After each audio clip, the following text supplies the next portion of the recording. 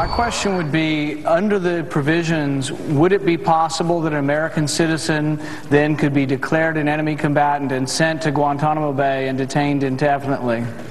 I think that as long as that individual, no matter who they are, if they pose a threat to the security of the United States of America, should not be allowed to continue that threat. To continue that threat. I'm infuriated by Senator McCain's nonsensical and unconstitutional answer. I'm sure our next guest is too. Senator Rand Paul was questioning Senator McCain on our top story tonight. A bill written in secret by Senator McCain and Senator Carl Levin that would give the U.S. military and not civilian law enforcement agencies the ability to arrest anyone and hold that person indefinitely, even if that person is an American arrested on American soil. Here to discuss this frustrating development is Kentucky Republican Senator Rand Paul. Before we get into the politics of who voted for it and who voted against it, what's your take on what's going on here? I mean, everybody in the Senate took an oath to uphold the Constitution, which says no person, doesn't even say no American, it says no person shall be denied life, liberty, or property without due process of law. And here they go ahead and vote for legislation that denies it. Well, you know, we had a discussion about this among some Republicans at lunch, and one other Republican senator read from the Constitution and pointed out all the places where you are guaranteed a trial by a jury, while you're guaranteed speedy trial, while you're guaranteed habeas corpus, you're guaranteed all these rights. And it does strike me as perplexing that anyone could vote to send an American citizen who's been accused of a crime to a detention center in a foreign land without due process. Really is beyond me. Without asking you to share confidential conversations, what justification did these people give for this? They all took, I'm talking about your fellow Republicans, I think only Senator Kirk from Illinois joined you. Even Mike Lee voted for this, a shocking development, which he and I will discuss in another show. But what are the Republicans trying to accomplish when they defy the Constitution, which they took an oath to uphold? Well, here's what most of them argued. Most of them argued that Hamdi and Quirin, two Supreme Court cases, have justified holding U.S. citizens as enemy combatants. They also argued that the Padilla case did, but that wasn't a Supreme Court case.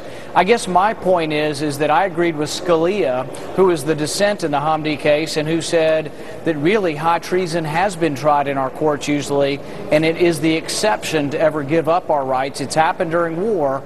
But my point about this is a war without end. I'm afraid of giving up the right to trial by jury and hoping that someday they will declare an end to this war and they'll give back the right to trial by jury. It really concerns me. It's very interesting how people can twist and torture language. Hamdi was a case lost by the Bush administration in which Justice O'Connor said everybody's entitled to a trial. And Quirin was a case lost by the Franklin Delano Roosevelt administration, which said even a German saboteur who was born in the United States of America, was captured trying to blow up munitions plants during World War II, was entitled to a trial.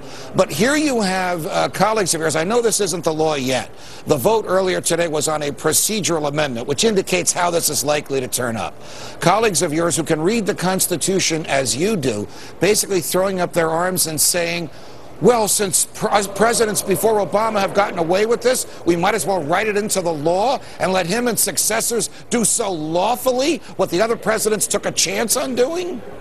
Well, their other argument is that there will be one procedural hurdle, and the procedural hurdle is that there will be a habeas, or you have to present the body. The judge has to rule on whether or not the person can be held.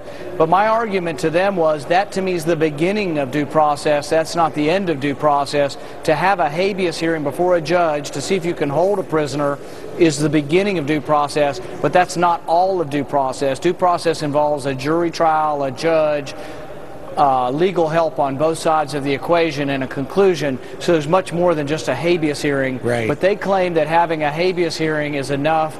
But the problem is then you hold somebody after one hearing, you can hold them indefinitely. Their argument also is they say, well, 27% of the prisoners we've released from Guantanamo went back into combat.